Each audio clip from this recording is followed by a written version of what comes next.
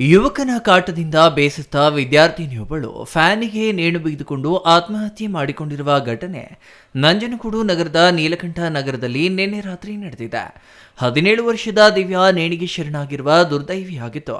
ಪಟ್ಟಣದ ನಾಗಮ್ಮ ಶಾಲೆ ಹಿಂಭಾಗದಲ್ಲಿರುವ ಬಾಲಕಿಯರ ಪದವಿ ಪೂರ್ವ ಕಾಲೇಜಿನಲ್ಲಿ ಪ್ರಥಮ ಪಿಯುಸಿ ವ್ಯಾಸಂಗ ಮಾಡುತ್ತಿದ್ದಳು ಎಂದು ತಿಳಿದು ಬಂದಿದೆ. ಪ್ರತಿನಿತ್ಯ ದಿವ್ಯಾ ಕಾಲೇಜಿನಿಂದ ಬರುವಾಗ ಮತ್ತು ಹೋಗುವಾಗ ದೇಬೂರು ಗ್ರಾಮದ ಆದಿತ್ಯ ಎಂಬ ಯುವಕ ಸುಮಾರು ದಿನಗಳಿಂದ ಪ್ರೀತಿ ಮಾಡೋಣ, ಹೊರಗಡೆ ಸುತ್ತಾಡೋಣ ಬಾ ಎಂದು ಪೀಡಿಸುತ್ತಿದ್ದ ಎನ್ನಲಾಗಿದೆ. ಮಂಗಳವಾರ ಮಧ್ಯಾಹ್ನ 3 ಗಂಟೆ ಸಮಯದಲ್ಲಿ ದಿವ್ಯಾ ನನಗೆ ಕರೆ ಮಾಡಿ ನನ್ನನ್ನ ಮನೆಗೆ ಬಿಡಿ ಎಂದು ಹೇಳಿದ್ದಳು. ನನಗೆ ಕೆಲಸ ಜಾಸ್ತಿ ಇದ್ದುದರಿಂದ ಆಟೋದಲ್ಲಿ ಮನೆಗೆ ಹೋಗು ಎಂದು ನನ್ನ ಮಗಳಿಗೆ ತಿಳಿಸಿದೆ. ಮಂಗಳವಾರ ರಾತ್ರಿ 8:30 ಸಮಯದಲ್ಲಿ ಬಾಡಿಗೆ ಮನೆಯಲ್ಲಿದ್ದ ವ್ಯಕ್ತಿಯೊಬ್ಬರು ನನಗೆ ಕರೆ ಮಾಡಿ ಬೇಗನೆ ಮನೆಗೆ ಬನ್ನಿ ಎಂದು ತಿಳಿಸಲಾಗಿ ನಾನು ಮತ್ತು ನನ್ನ ಹೆಂಡತಿ ಮನೆಗೆ ಬಂದು ನೋಡಿದಾಗ ನನ್ನ ಮಗಳಾದ ದಿವ್ಯಾ ಫ್ಯಾನಿಗೆ ನೇಣು ಬಿಗಿದುಕೊಂಡು ನೇತಾಡುತ್ತಿದ್ದಳು ಎಂದಿದ್ದಾರೆ.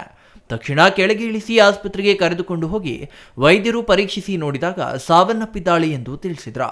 ಕಳೆದ 4 ತಿಂಗಳುಗಳಿಂದ ನನ್ನ ಮಗಳು ಕಾಲೇಜಿಗೆ ಹೋಗುವಾಗ ಮತ್ತು ಬರುವಾಗ ಆದಿತ್ಯ ಎಂಬ ಯುವಕ ಪೀಡಿಸುತ್ತಿದ್ದ ಹಿನ್ನೆಲೆ ಆತ್ಮಹತ್ಯೆ ಮಾಡಿಕೊಂಡಿರುವುದಾಗಿ ಮೇಲ್ನೋಟಕ್ಕೆ ಕಂಡು ಬಂದಿದ್ದು, ಸೂಕ್ತ ಕ್ರಮ ಕೈಗೊಳ್ಳುವಂತೆ ನಗರದ ಪಟ್ಟಣ ಪೊಲೀಸ್ ಠಾಣೆಯಲ್ಲಿ ತಂದೆ ಗುರುಮೂರ್ತಿ ದೂರು ದಾಖಲಿಸಿದ್ದಾರೆ.